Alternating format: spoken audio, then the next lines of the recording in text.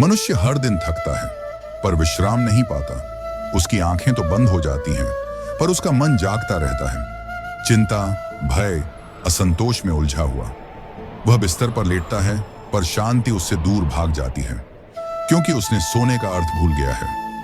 वह नींद को शरीर का विश्राम समझता है, जबकि नींद आत्मा की यात्रा है। आज का मनुष्य दौड़ रहा है, नाम के पीछे, काम के पीछे, मान के पीछे, पर जब रात आती है तो वही दौड़ उसके भीतर भी चलती रहती है। वह करवटें बदलता है और सोचता है, क्यों नहीं आती चैन की नींद? क्यों हर सुबह थकान लेकर आती है? क्यों मन कभी शांत नहीं होता? हे मानव, क्योंकि तूने सोने से पहले अपने मन को शांत करना छोड़ दिया है। तूने ईश्वर का स्मरण करना बंद कर दिया है। तू अपने दिन के बोझ लेकर रात में प्रवेश करता है और उसी बोझ के साथ अगले दिन जग जाता है। पर आज यह कथा तेरे भीतर छिपी उस नींद का रहस्य खोलेगी। वह नींद जो श्री कृष्ण स्वयं लेते थे, जिसे योग निद्रा कहा गया। वह नींद जिसमें शरीर सोता है पर आत्मा ईश्वर में विश्राम करती है, जहां कोई भय नहीं, कोई चिंता नहीं, केवल एक शांति है जो जन्म और मृत्यु से परे है। इस कथा के माध्यम से तू जानेगा कैसे सोने से पहले अपने विचारों को शांत किया जाए, कैसे मन को समर्पण में रखा जाए, कैसे बाईं करवट लेकर श्वास और चेतना को संतुलित किया जाए और कैसे हर नींद को ध्यान बनाया जाए। तू यह भी सीखेगा कि जब आत्मा भीतर विश्राम करती है तो जागरण में करुणा जन्म लेती है और वही करुणा बदल जाती है दान में, सेवा में, प्रेम में। यही वह मार्ग है जो श्री कृष्ण ने सिखाया कि जीवन का हर क्षण यज्ञ बने, हर श्वास साधना बने। हे श्रोता, यदि तेरे जीवन में अनिद्रा है, बेचैनी है, अस्थिरता है, यदि तू बार बार सोचता है कब मिलेगा मन का चैन, तो यह कथा तेरे लिए है। क्योंकि यहां तू जानेगा कि सच्ची नींद केवल आंखों से नहीं आती, वह आती है आत्मा के समर्पण से। जब तू सीखेगा छोड़ना विचारों को, शिकायतों को, भय को, तब तू सीखेगा सोना, और जब तू सीखेगा सोना तब तू सीखेगा जीना। क्योंकि श्री कृष्ण कहते हैं, जो रात में भी जागृत है वही जीवन का ज्ञानी है, और जो सोने में भी समर्पण करता है वही मुक्ति के द्वार तक पहुंचता है। तो आओ इस कथा के माध्यम से हम सीखें कैसे नींद को ध्यान बनाना है, कैसे विश्राम को साधना बनाना है, और कैसे श्री कृष्ण की योग निद्रा के रहस्य से हम अपने जीवन की हर बेचैनी से मुक्ति पा सकते हैं। रात का समय था। आसमान पर चांद की चांदनी फैली थी, पर उसके नीचे एक गांव के कोने में स्थित आश्रम में सब कुछ शांत था। हवा में हल्की ठंडक थी और पास के बांसों की सरसराहट एक मधुर लय बना रही थी। उस शांति के बीच आश्रम के आंगन में एक वृद्ध संत बैठे थे। उनका नाम था आचार्य दिव्यानंद। उनके चारों ओर कुछ शिष्य मौन मुद्रा में बैठे थे, जैसे किसी गहरे रहस्य का उत्तर सुनने की प्रतीक्षा कर रहे हों। उनमें से एक युवा शिष्य था, अर्जस। उसका चेहरा उत्सुकता से भरा था।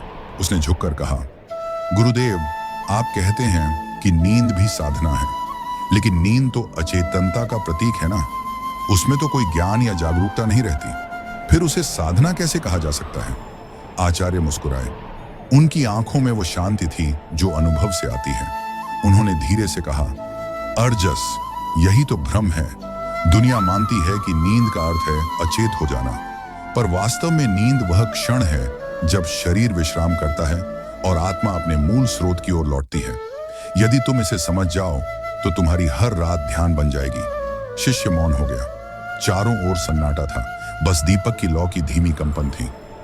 आचार्य बोले, क्या तुम जानते हो, हमारे प्राचीन ग्रंथों में नींद को योग निद्रा कहा गया है। योग निद्रा का अर्थ है ऐसी स्थिति जिसमें शरीर विश्राम करे पर चेतना जागृत रहे। यही स्थिति योगियों की होती है और इसी अवस्था में आत्मा अपने सच्चे स्वरूप से मिलती है।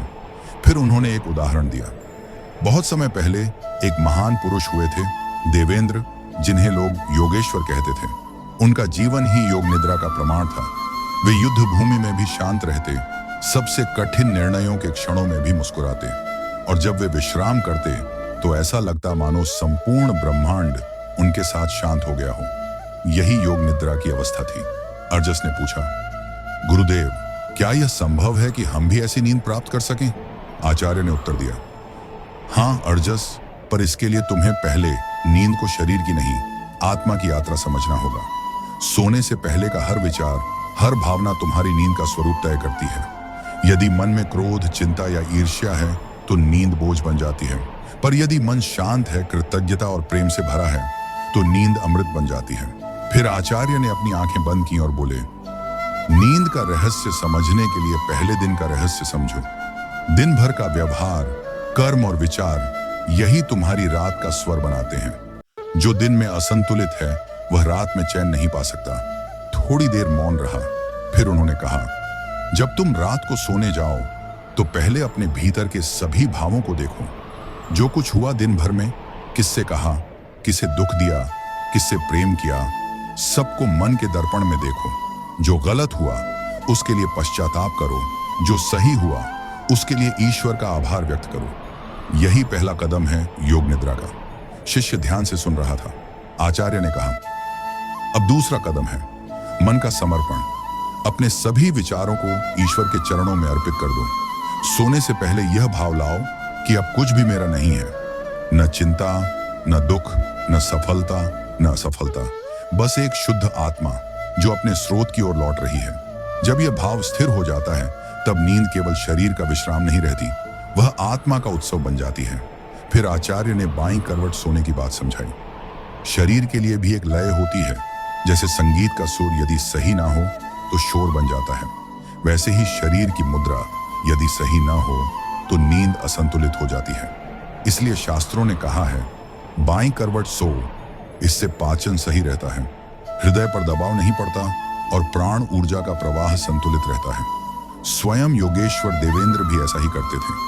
फिर वे थोड़ी देर रुके और बोले, अर्जस, एक बात याद रखना, लोग कहते हैं कि नींद जीवन का तीसरा हिस्सा है, पर वास्तव में यह जीवन का दूसरा जन्म है। जब तुम सोते हो तो जो तुम मैं समझते हो वह लुप्त हो जाता है, और वही क्षण है जब आत्मा ईश्वर के पास जाती है। यदि तुम उस क्षण में ईश्वर को याद करो तो नींद तुम्हें साधारण से दिव्यता की ओर ले जाएगी। अर्जस ने सिर झुका दिया। उसके भीतर एक अजीब शांति उतर रही थी। आचार्य ने कहा, और याद रखना, जल्दी सोना और ब्रह्म मुहूर्त में उठना यही प्रकृति की लय है। देवेंद्र इसी नियम का पालन करते थे। वे कहते थे, जो व्यक्ति सूर्य के साथ जागता है वह जीवन के साथ जागता है। देर रात तक जागना मन और शरीर की लय को बिगाड़ देता है। इसलिए नींद को वरदान समझो, बोझ नहीं। फिर उन्होंने अपनी वाणी को धीमा किया, अर्जस, आज जब तुम सोने जाओ तो अपने बिस्तर पर लेटने से पहले गहरी सांस लो। 3 बार धीरे धीरे अंदर सांस भरो, फिर छोड़ो, फिर अपने भीतर कहो, मैं अब सब कुछ ईश्वर को समर्पित करता हूं। इस भावना में जब तुम डूबोगे तब तुम योग निद्रा के द्वार पर पहुंच जाओगे। अर्जस ने प्रणाम किया। आचार्य ने आशीर्वाद दिया, जाओ, आज से तुम्हारी हर रात ध्यान बन जाए। उस रात अर्जस ने वही किया। उसने दिन भर की बातों को स्मरण किया, अपने मन को शांत किया, ईश्वर को धन्यवाद दिया और बाईं करवट लेट गया। धीरे धीरे उसकी सांसें गहरी होती गईं, विचार शून्य हुए और उसे लगा जैसे कोई प्रकाश भीतर उतर रहा है। वह नींद नहीं थी, वह कोई अद्भुत शांति थी, जैसे कोई उसे भीतर से छू रहा हो। और उसी क्षण उसे लगा, नींद वास्तव में मृत्यु नहीं, एक पुनर्जन्म है। एक ऐसा जन्म जिसमें आत्मा फिर से प्रकाश को पहचानती है। अगले दिन सुबह जब सूरज की पहली किरणें आश्रम के बांसों पर पड़ी तो अर्जस पहले से ही ध्यान मग्न बैठा था। उसकी आंखों में वह स्थिरता थी जो पहली बार अपने भीतर कुछ नया खोजने पर मिलती है। आचार्य दिव्यानंद धीरे धीरे उसके पास आए। उन्होंने मुस्कुराते हुए कहा, लगता है तुम्हारी रात ध्यानमय रही। अर्जस ने सिर झुका दिया। गुरुदेव, पहली बार ऐसा लगा जैसे नींद कोई अंत नहीं, एक आरंभ हो। मैं सोया था पर भीतर जाग रहा था, और अजीब बात यह कि सुबह उठते ही मुझे थकान नहीं थी, बल्कि भीतर से एक शांति थी। आचार्य ने कहा, यही योग निद्रा का प्रभाव है अर्जस। जब मन ईश्वर में विलीन हो जाता है तब नींद शरीर की नहीं, आत्मा की यात्रा बन जाती है। उन्होंने अपनी लकड़ी की छड़ी जमीन पर रखी और बोले, लेकिन यह केवल आरंभ है। अभी तुम्हें यह समझना बाकी है कि नींद का संबंध केवल रात से नहीं, जीवन से भी है। जिस प्रकार शरीर दिन में काम करके रात में विश्राम चाहता है, वैसे ही आत्मा भी अनेक जन्मों के अनुभवों के बाद विश्राम चाहती है, और वह विश्राम केवल ईश्वर में मिलता है। अर्जस ध्यान से सुन रहा था। आचार्य ने अपनी दृष्टि आकाश की ओर उठाई और बोले, दुनिया के लोग नींद को अचेतना कहते हैं, पर यह अचेतना नहीं, यह चेतना का दूसरा रूप है। जब तुम सोते हो तब तुम अपने मन के बंधनों से मुक्त होते हो। उस समय तुम्हारे पास न नाम होता है, न पहचान, न सुख दुख, केवल तुम रहते हो, शुद्ध आत्मा। यही कारण है कि गहरी नींद में हर व्यक्ति को आनंद मिलता है, लेकिन वह आनंद अज्ञानवश नहीं, बल्कि आत्मा के ईश्वर से मिलने के कारण होता है। फिर उन्होंने कहा, अर्जस, एक बात हमेशा याद रखना, जो व्यक्ति जागृत अवस्था में अस्थिर रहता है, उसकी नींद भी अस्थिर रहती है। दिन भर की दौड़, चिंता, ईर्ष्या, लोभ, ये सब मन के भीतर ऐसे कांटे हैं जो नींद की गहराई को रोकते हैं। इसलिए योग निद्रा का पहला नियम है दिन में संयम, रात में समर्पण। अर्जस ने पूछा, गुरुदेव, क्या इसका मतलब है कि जो व्यक्ति दिन में अपने विचारों को नियंत्रित कर लेता है, उसकी नींद स्वाभाविक रूप से पवित्र हो जाती है? आचार्य बोले, बिल्कुल। मनुष्य का मन नदी की तरह है। दिन भर उसमें जो भी कूड़ा कचरा डालोगे, वही रात में उसके तल तक जाएगा। यदि तुम दिन में स्वच्छ विचार रखो, तो रात में तुम्हारा मन शांत झील बन जाएगा, जिसमें आत्मा का प्रतिबिंब साफ दिखाई देगा। फिर उन्होंने एक कथा सुनाई। बहुत समय पहले हिमालय की तलहटी में एक संत रहते थे। नाम था महायोगी वेदानंद। वे इतने शांत रहते कि लोग कहते थे, उनकी उपस्थिति से ही मन शांत हो जाता है। एक दिन एक यात्री उनके पास आया। उसने कहा, गुरुदेव, मुझे नींद नहीं आती। मैं कितना भी प्रयास करूं, मन शांत नहीं होता।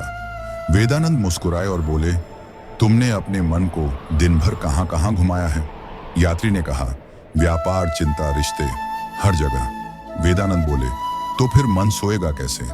तुम उसे दिन भर थकाते हो, पर उसे घर नहीं लौटने देते। नींद तभी आएगी जब मन अपने घर, अपने स्रोत में लौटेगा। यात्री ने पूछा, मन को घर कैसे लौटाऊं? वेदानंद ने उत्तर दिया, हर रात उससे कहो, अब सब समाप्त, जो हुआ सो हुआ, अब मैं ईश्वर को याद करता हूं। मन को बस यह एहसास चाहिए कि कोई उसे थामे हुए है और ईश्वर वही सहारा है। यात्री ने वही अभ्यास शुरू किया। कुछ ही दिनों में उसकी नींद गहरी और स्थिर हो गई। आचार्य दिव्यानंद ने अर्जस की ओर देखा और कहा, यही रहस्य है अर्जस।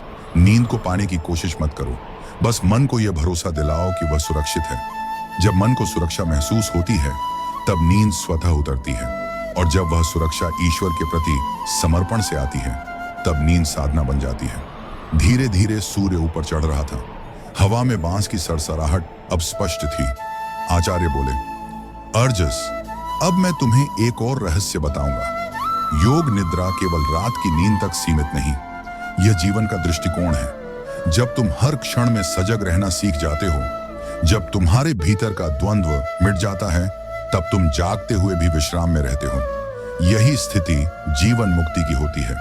योग निद्रा का अभ्यास करते करते जब यह चेतना दिन भर कायम रहती है, तब व्यक्ति किसी भी परिस्थिति में विचलित नहीं होता। देवेंद्र इसी अवस्था में रहते थे। अर्जस ने कहा, गुरुदेव, क्या यही कारण था कि वे युद्ध के बीच भी शांत रहते थे? आचार्य ने सिर हिलाया। हाँ अर्जस, उन्होंने कभी अपने मन को बाहरी घटनाओं का दास नहीं बनने दिया। जब भी वे विश्राम करते, वे अपने भीतर के ईश्वर में लीन हो जाते। वे कहा करते थे, जब तक मन में संघर्ष है, तब तक थकान है। जब मन समर्पण में है, तब हर क्षण विश्राम है।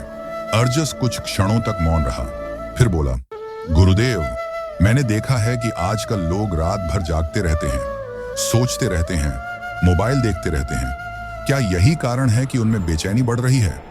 आचार्य ने मुस्कुराकर कहा, हाँ अर्जस, आधुनिक मनुष्य नींद को खो रहा है, क्योंकि उसने आत्मा से संबंध खो दिया है। उसने नींद को शरीर की क्रिया समझ लिया है, पर वह आत्मा की पुकार है। वह कहती है, अब बस थोड़ा लौट आओ। लेकिन मनुष्य उस पुकार को सुन नहीं पाता। वह अपनी बेचैनी को मनोरंजन से ढकने की कोशिश करता है, पर जो भीतर जागृत नहीं, वह बाहर कभी शांत नहीं हो सकता। वे आगे बोले, याद रखना, नींद का रहस्य बाहरी साधनों में नहीं, भीतर के संतुलन में है। अगर दिन भर तुम करुणा, प्रेम और ईमानदारी से जियो, तो रात को कोई चिंता तुम्हें छू नहीं सकती। जो भीतर से संतुलित है, उसकी नींद अपने आप स्थिर हो जाती है। योग निद्रा इसी संतुलन का नाम है। अर्जस ने धीरे से कहा, गुरुदेव, क्या यह संभव है कि मैं हर रात को ध्यान का रूप दे सकूं? आचार्य ने कहा, हाँ अर्जस, यदि तुम हर रात 3 कार्य करो। पहला, दिन भर का चिंतन कर मन को हल्का करो। दूसरा, ईश्वर का स्मरण करो और सब कुछ उनके चरणों में रख दो। तीसरा, शरीर को बाएं करवट लेटाकर गहरी शांत सांसें लो। यह करते करते तुम्हारा मन स्वयं ध्यान में डूब जाएगा। यही नींद को साधना में बदल देता है। अर्जस ने प्रणाम किया। उसके भीतर नई ऊर्जा थी। उसे लगा कि उसने जीवन का कोई छिपा हुआ द्वार पा लिया है। वह मुस्कुराया और बोला, गुरुदेव, अब समझ आया कि नींद केवल आंखें बंद करने का नाम नहीं, यह भीतर के बोझ को छोड़ने की कला है। आचार्य बोले, और जब मन बोझ मुक्त हो जाता है तब आत्मा ईश्वर को स्पर्श करती है। रात फिर से उतर आई। आश्रम में दीपक जल रहे थे। अर्जस अपने कक्ष में गया, लेटा और मन ही मन बोला, जो भी हुआ आज वह प्रभु को समर्पित, जो होगा कल वह भी उन्हीं की इच्छा। धीरे धीरे उसकी सांस गहरी हुई, विचार शांत हुए और उसने महसूस किया भीतर एक सन्नाटा है, पर वह सन्नाटा डर नहीं, प्रेम से भरा है। उसी क्षण उसकी चेतना में एक झिलमिलाहट हुई, जैसे कोई अनदेखा हाथ उसके सिर पर आशीर्वाद दे रहा हो, और वह मुस्कुराते हुए गहरी स्थिर योग निद्रा में चला गया। आचार्य दिव्यानंद दूर ध्यान में बैठे थे। उन्हें लगा अर्जस अब केवल सो नहीं रहा, वह लौट रहा है उस घर की ओर जहां आत्मा को कोई भय नहीं, कोई द्वंद्व नहीं। कई दिन बीत गए। आश्रम की दिनचर्या वैसी ही शांत और अनुशासित थी। प्रातःकाल सूर्योदय से पहले घंटियां बजती, शिष्य स्नान करके ध्यान के लिए बैठते और सारा वातावरण ओस से भीगा, निर्मल और उजला दिखता। अर्जस अब पहले जैसा बेचैन नहीं रहा था। उसकी चाल में स्थिरता थी, दृष्टि में गहराई। वह हर रात योग निद्रा का अभ्यास करता और सुबह अपने भीतर नई ऊर्जा लेकर उठता। एक दिन ध्यान सत्र के बाद आचार्य दिव्यानंद ने उसे बुलाया। अर्जस, उन्होंने कहा, अब तुम नींद के रहस्य को समझ चुके हो। अब समय है जीवन के दूसरे आयाम को जानने का, जागरण के कर्म का रहस्य। अर्जस ने नम्रता से पूछा, गुरुदेव, क्या यह भी नींद से जुड़ा है? आचार्य मुस्कुराए, हर चीज जुड़ी है पुत्र। जो व्यक्ति सही ढंग से सोना जानता है वही सही ढंग से देना भी जानता है। नींद में जो आत्मा समर्पण सीखती है, जागरण में वही आत्मा सेवा करना सीखती है। योग निद्रा का अगला चरण योगदान है, अर्थात अपने जीवन को दूसरों के कल्याण में समर्पित कर देना। अर्जस ने गहरी सांस ली। आचार्य बोले, संसार में बहुत लोग हैं जो सोचते हैं कि उन्होंने बहुत पाया है, पर जो बांट नहीं पाते वे दरअसल कुछ भी नहीं पाते। जीवन का सार केवल संचय नहीं, वितरण में है। जैसे वृक्ष अपनी जड़ों से रस लेकर पत्तों, फूलों और फलों में बांट देता है, वैसे ही मनुष्य को भी अपने भीतर की संपदा, प्रेम, करुणा, ज्ञान सब बांट देना चाहिए। उन्होंने अपनी दृष्टि दूर आकाश की ओर उठाई, फिर बोले, तुम्हें मैं एक कथा सुनाऊंगा। यह कथा उस समय की है जब हमारे पूर्वजों में एक महात्मा रहते थे जिनका नाम था ऋषि समर्पणानंद। वे कहते थे, जिसने देना सीख लिया उसने ईश्वर को पा लिया। एक दिन उनके पास एक राजा आया। वह बहुत समृद्ध था पर भीतर से दुखी। उसने कहा, गुरुदेव, मेरे पास सब कुछ है, धन, राज्य, यश, पर फिर भी मुझे शांति नहीं मिलती। ऋषि ने मुस्कुराकर कहा, राजन, क्योंकि तुमने केवल संग्रह किया है, समर्पण नहीं। तुमने सोचा कि जितना अधिक पाओगे उतना सुख मिलेगा, पर सुख लेने में नहीं, देने में है। जब तुम बांटते हो तब ईश्वर तुम्हारे माध्यम से काम करता है। राजा ने पूछा, तो मुझे क्या देना चाहिए? ऋषि बोले, जो तुम्हारे पास सबसे प्रिय है, समय, करुणा और श्रम। अर्जस ध्यान से सुन रहा था। आचार्य बोले, दान का अर्थ केवल धन देना नहीं, सबसे बड़ा दान है आश्वासन देना, किसी को भय से मुक्त करना, किसी को यह एहसास दिलाना कि वह अकेला नहीं है। यही कारण है कि हमारे शास्त्रों में अभयदान को सर्वोच्च कहा गया है। जब कोई किसी के जीवन में भरोसा लौट आता है तो वह वास्तव में ईश्वर का कार्य करता है। थोड़ी देर मौन रहा, फिर आचार्य ने कहा, तुम जानते हो अर्जस, योग निद्रा में जब मन पूरी तरह ईश्वर में विलीन हो जाता है तब वह किसी सीमा को नहीं पहचानता। वही मन जब जागता है तो उसकी हर क्रिया, हर विचार दान बन जाता है। इसलिए मैंने कहा, योग निद्रा और दान एक ही साधना के दो छोर हैं। अर्जस ने पूछा, गुरुदेव, क्या इसका अर्थ यह है कि सच्चा साधक वह है जो दूसरों के लिए जीता है? आचार्य ने उत्तर दिया, हाँ, और ऐसा करना तभी संभव है जब व्यक्ति भीतर से शुद्ध हो चुका हो। जो भीतर अशांत है वह बाहर शांति नहीं बांट सकता। इसलिए पहले मन को शुद्ध करो, फिर कर्म को पवित्र बनाओ। जब तुम अपने भीतर के लोभ, ईर्ष्या, भय को त्यागते हो, तब तुम दान की अवस्था में प्रवेश करते हो। वे थोड़ी देर तक चुप रहे, फिर धीरे से बोले, अर्जस, तुमने योग निद्रा से सीखा कि रात को सोने से पहले ईश्वर को सब सौंप देना चाहिए। अब उसी भावना को दिन में भी लागू करो। दिन भर जो भी करो उसे ईश्वर को समर्पित कर दो। जब तुम्हारा हर कर्म समर्पण बन जाएगा, तब तुम हर पल में विश्राम पाओगे। यही जीवन मुक्ति की अवस्था है। अर्जस की आंखों में भाव उमड़ आए। उसने कहा, गुरुदेव, मैंने समझा कि असली नींद और असली दान दोनों का स्रोत एक ही है, त्याग। जब मन त्याग करता है तभी शांति आती है। आचार्य ने सिर हिलाया। सही कहा पुत्र, त्याग का अर्थ कुछ खोना नहीं, बल्कि स्वयं को विस्तृत करना है। जब तुम किसी के लिए त्याग करते हो तो तुम सीमित मैं से अनंत हम बन जाते हो। वे थोड़ा रुके और बोले, अब मैं तुम्हें एक और उदाहरण दूंगा। एक गांव था, छोटा, साधारण, लेकिन वहां एक युवक रहता था। नाम था दयानंद। वह धनवान नहीं था, पर दिल से दानी था। गांव में जब भी कोई संकट आता, वह सबसे पहले आगे आता। एक बार अकाल पड़ा, लोग भूखे थे। दयानंद ने अपने घर का सारा अन्न बांट दिया। किसी ने कहा, तू मूर्ख है, भविष्य के लिए कुछ बचा ले। वह हंसकर बोला, भविष्य तो उसका है जिसने आज दूसरों को जीने दिया। और सच में कुछ महीनों बाद जब बारिश हुई तो उसके खेत में सबसे हरी फसल उगी। लोग समझ नहीं पाए, पर वह जानता था। ब्रह्मांड ने उसका दान लौटा दिया। आचार्य ने कहा, यह है दान का चक्र। जो देता है वही वास्तव में पाता है, लेकिन जो केवल पाने की इच्छा रखता है वह अंत में खाली रह जाता है। इसीलिए योगियों ने कहा, देना ही सबसे बड़ा ध्यान है। जब तुम किसी को कुछ देते हो तो कुछ भीतर खुलता है, वही द्वार ईश्वर तक पहुंचता है। अर्जस अब मौन था। उसे लगा जैसे वह किसी नए क्षेत्र में प्रवेश कर रहा है, जहां लेने देने का अर्थ बदल जाता है। आचार्य ने कहा, अब तुम तैयार हो अर्जस। तुमने आत्मा की विश्राम साधना सीख ली, अब सेवा की साधना सीखो। जो व्यक्ति अपनी नींद को ध्यान बना लेता है, उसका हर दिन दान बन जाता है। वह दिन में कर्मयोगी और रात में योग निद्राध्यायी बन जाता है। रात आई, चांदनी में आश्रम नहाया हुआ था। अर्जस अपने कमरे में गया और मन में कहा, गुरुदेव ने कहा था कि नींद आत्मा की यात्रा है और दान उस यात्रा का परिणाम। यदि मैं ईश्वर से मिला हूं तो अब मुझे वही बांटना है जो वहां से मिला। वह लेटा, पर इस बार उसके विचार किसी व्यक्ति या घटना पर नहीं थे। बस एक भावना थी, मैं तुम्हारा हूं प्रभु, जो भी मेरे पास है सब तुम्हारा है। धीरे धीरे वह उसी पवित्र शांति में डूब गया जिसे अब वह नींद नहीं, साधना कहता था। उस रात आचार्य दिव्यानंद ने ध्यान में उसे देखा। उनकी चेतना में एक हल्की मुस्कान उभरी। वे जानते थे कि शिष्य ने पहला चरण पार कर लिया है। अब उसकी आत्मा योग से यज्ञ की ओर बढ़ रही है। सुबह का समय था। आश्रम की दीवारों पर ओस की बूंदें चमक रही थीं। शिष्यगण स्नान करके बाहर निकले तो हवा में मिट्टी की गंध थी। ताजगी, सादगी और पवित्रता की एक साथ अनुभूति। अर्जस ध्यान के बाद आचार्य के पास आया।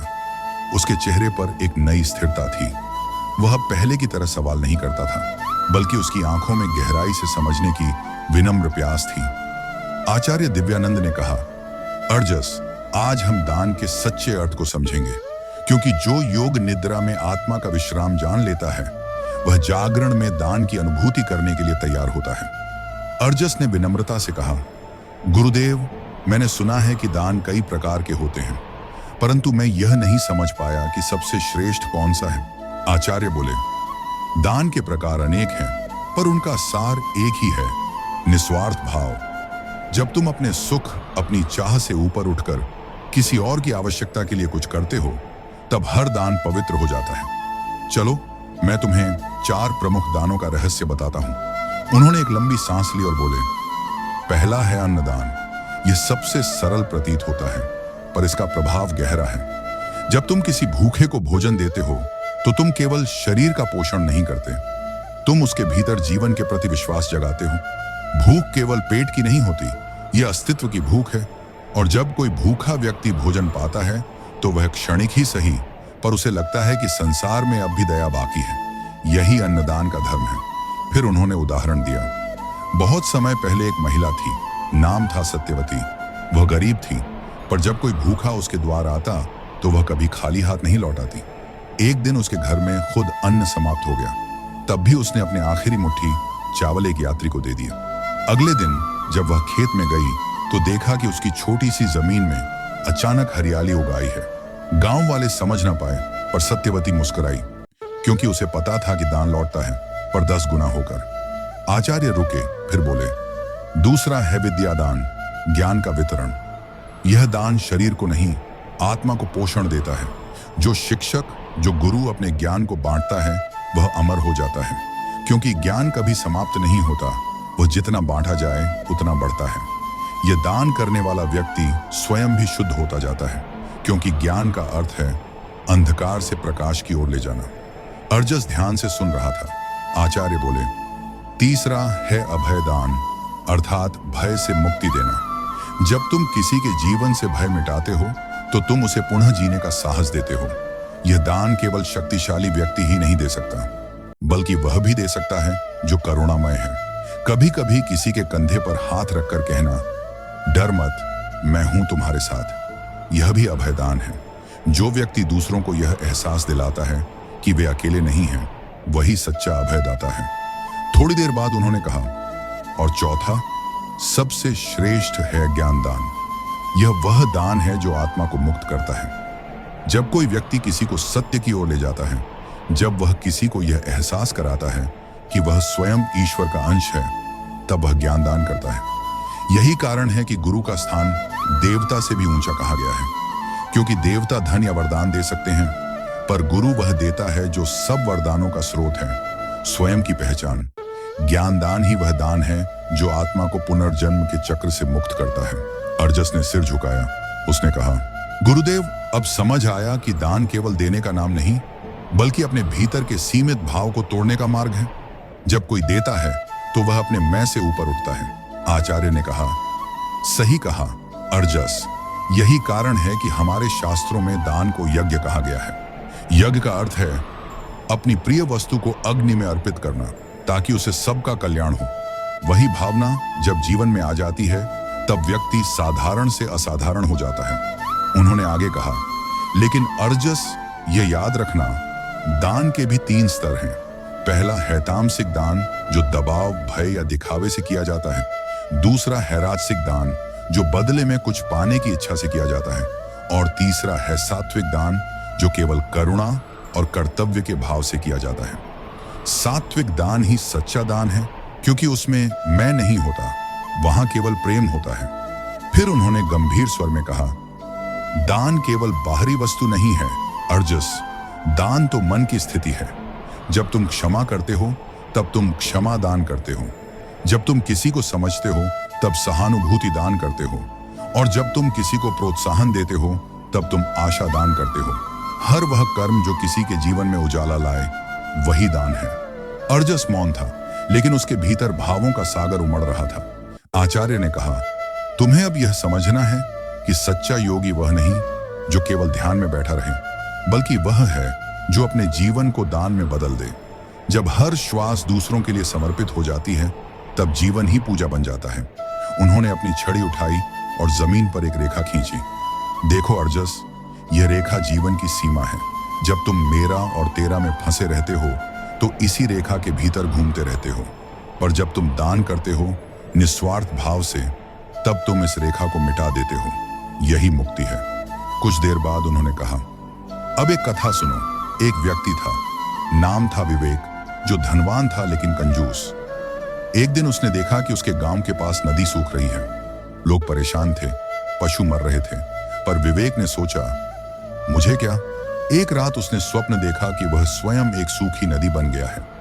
उसमें न जल है न जीवन। तब एक आकाशवाणी हुई, जिसने कभी बांटा नहीं वह सूख जाता है। सुबह वह उठा और उसी दिन उसने अपने धन से बांध बनवाया। धीरे धीरे गांव में फिर से हरियाली लौट आई। वह समझ गया कि दान केवल दूसरों को नहीं बचाता, यह हमें भी सूखने से बचाता है। आचार्य दिव्यानंद ने अर्जस की ओर देखा। यही सत्य है पुत्र, जो देता है वही जीवित है, जो केवल रखता है वह भीतर से मर जाता है। जीवन का रहस्य केवल लेना नहीं, देना है, क्योंकि जो देता है वही प्रवाह में रहता है और प्रवाह ही जीवन है। अर्जस की आंखों से आंसू बह निकले। उसने कहा, गुरुदेव, अब समझ आया कि योग निद्रा और दान दोनों एक ही साधना के दो छोर हैं। योग निद्रा में मैं अपने भीतर लौटता हूं और दान में मैं अपने भीतर से बाहर बहता हूं। एक मुझे ईश्वर से जोड़ता है, दूसरा मुझे जगत से, और दोनों मिलकर पूर्णता देते हैं। आचार्य ने मुस्कुराते हुए कहा, सही कहा अर्जस, जब तुम भीतर की शांति और बाहर की सेवा को जोड़ लेते हो तब तुम योगदान की अवस्था में पहुंचते हो, वह स्थिति जिसमें जीवन स्वयं ईश्वर का प्रसाद बन जाता है। रात को अर्जस ने फिर आंखें बंद की, लेकिन इस बार उसने अपने ध्यान में केवल शांति नहीं, कई चेहरों को देखा। वे सभी जिन्हें उसने कभी मदद की थी, जिन्हें कभी मुस्कान दी थी, और उन सब के बीच उसे अपने गुरु का चेहरा दिखा, जो कह रहे थे, जो सोते समय प्रेम में लीन होता है वह जागते समय संसार को प्रेम बांटता है। यही सच्चा योग, यही सच्चा दान है। उस रात की नींद उसके जीवन की सबसे गहरी थी। उसने अनुभव किया कि वह केवल लेटा नहीं, बल्कि किसी अदृश्य आलिंगन में समा गया है, जहां देने और पाने का कोई अंतर नहीं था, जहां सब एक था। दिन बीतते गए, ऋतु बदल गई। अब आश्रम के आम्र वृक्षों पर नई कलियां खिलने लगी थीं। हवा में एक मीठी महक थी। अर्जस का जीवन अब पहले जैसा नहीं रहा। उसका चेहरा शांत, उसकी वाणी मधुर और उसके कर्म निस्वार्थ हो चुके थे। वह अब केवल सीख नहीं रहा था, बल्कि अपने जीवन से सिखा रहा था। हर सुबह ध्यान के बाद वह गांव के बच्चों को पढ़ाता, दोपहर में वृद्धों की सेवा करता, और रात को जब ध्यान करता तो उसका मन स्वतः ईश्वर के सान्निध्य में चला जाता। एक दिन आचार्य दिव्यानंद उसे बुलाते हैं। आंगन में पीपल के पेड़ के नीचे वह बैठे थे, वही पुराना स्थान जहां उन्होंने पहली बार अर्जस को नींद के रहस्य के बारे में बताया था। हवा में हल्की ठंडक थी और सूर्य की किरणें पत्तों के बीच से छनकर उनके चेहरे पर पड़ रही थीं। आचार्य ने कहा, अर्जस, अब तुमने योग निद्रा का अभ्यास और दान का रहस्य दोनों जान लिए हैं, पर अब तुम्हें यह समझना है कि इन दोनों का अंतिम अर्थ क्या है। जब तक तुम मैं और तुम में भेद देखते रहोगे, तब तक साधना अधूरी रहेगी। अर्जस ने नम्र स्वर में पूछा, गुरुदेव, क्या इसका अर्थ यह है कि जब यह भेद मिट जाता है तभी मनुष्य पूर्ण होता है? आचार्य मुस्कुराए, हाँ पुत्र, योग का अर्थ ही है मिलन। जब साधक यह जान लेता है कि जो सोता है, जो जागता है, जो देता है, जो लेता है, सब एक ही चेतना के रूप हैं, तब वह स्वयं को सीमाओं से मुक्त कर देता है। वही सच्चा योग है। उन्होंने आगे कहा, तुम्हें याद है अर्जस, जब मैंने तुम्हें पहली बार सिखाया था कि नींद आत्मा की यात्रा है? अब जान लो, दान उस यात्रा की दिशा है। आत्मा जब भीतर से विश्राम पाती है, तब वह स्वाभाविक रूप से बाहर की दुनिया को प्रेम देती है। योग निद्रा भीतर की शांति है और दान बाहर की शांति। दोनों मिलकर बनाते हैं योगदान, वही स्थिति जहां जीवन स्वयं साधना बन जाता है। अर्जस गहरी श्रद्धा से सुन रहा था। आचार्य ने कहा, अब तुम्हें एक आखिरी शिक्षा दूंगा, करुणा का विज्ञान। करुणा केवल भावना नहीं, यह जीवन का नियम है। जब कोई साधक करुणा में स्थिर होता है तो उसकी हर क्रिया पूजा बन जाती है। वह किसी को कुछ देने से पहले यह नहीं सोचता कि उसे क्या मिलेगा, क्योंकि उसे यह एहसास होता है कि देने वाला और पाने वाला दोनों एक ही चेतना है। जब यह समझ आती है तब साधक मुक्त हो जाता है।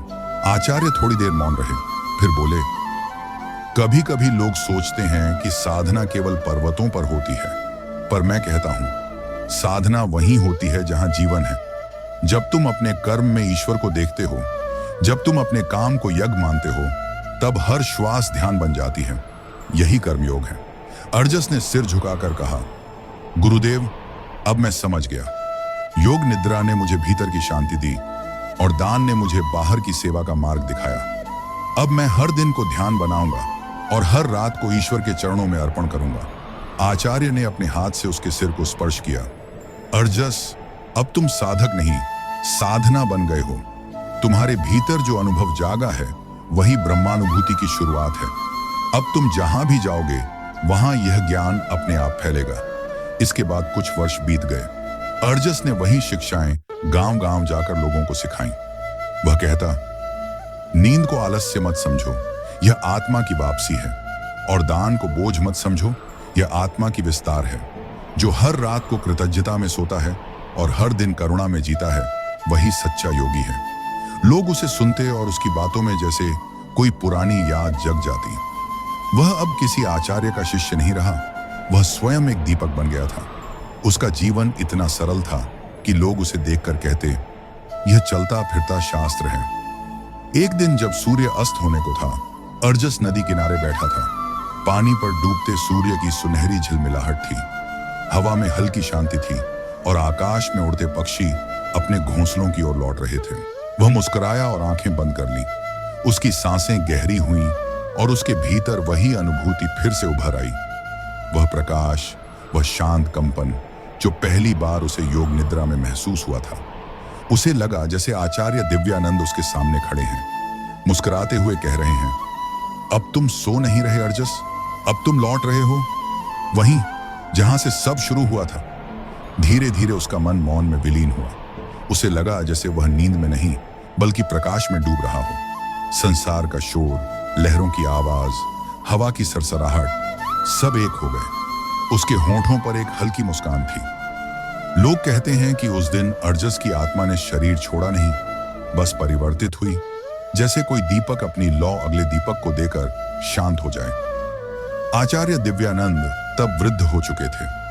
उन्हें जब यह समाचार मिला तो उन्होंने आंखें बंद की और कहा, मेरे शिष्य ने योग निद्रा का अंतिम रहस्य पा लिया। अब वह विश्राम में नहीं, प्रकाश में है। उस रात आश्रम में जब सभी शिष्य ध्यान में बैठे तो उन्होंने अनुभव किया कि हवा में एक अद्भुत सुगंध है। ऐसा लगा मानो कोई शांति सबके भीतर उतर रही हो। आचार्य ने धीरे से कहा, याद रखो, नींद और दान केवल कर्म नहीं, ये अवस्था है। जब तुम नींद में प्रेम से लीन होते हो और जागते हुए प्रेम बांटते हो, तभी तुम सच्चे योगी बनते हो। जीवन का रहस्य बस इतना ही है, भीतर की यात्रा में शांति, बाहर की यात्रा में सेवा। और फिर वे मौन हो गए। आकाश में पूर्णिमा का चांद था। उसकी रोशनी में आश्रम के पीपल के पत्ते चमक रहे थे। ऐसा लगा मानो संपूर्ण सृष्टि एक ही श्वास ले रही है। जहां कोई सो रहा है, कोई दे रहा है और कोई बस अस्तित्व की इस शांति में विलीन है। उस रात की शांति में ऐसा लगा मानो स्वयं ब्रह्मांड कह रहा हो, जो देने में लीन है वही जीवित है, जो विश्राम में है वही जागृत है। जो योग निद्रा और दान दोनों को जान लेता है, वह अब किसी से अलग नहीं रहता, वह स्वयं जीवन बन जाता है। और इस प्रकार कथा समाप्त होती है। पर यह अंत नहीं, आरंभ है, क्योंकि हर व्यक्ति के भीतर एक अर्जस है जो अभी भी अपने आचार्य की प्रतीक्षा कर रहा है कि कोई उसे याद दिलाए कि नींद केवल थकान नहीं, आत्मा की वापसी है, और दान केवल कर्म नहीं, प्रेम की पुनः धारा है।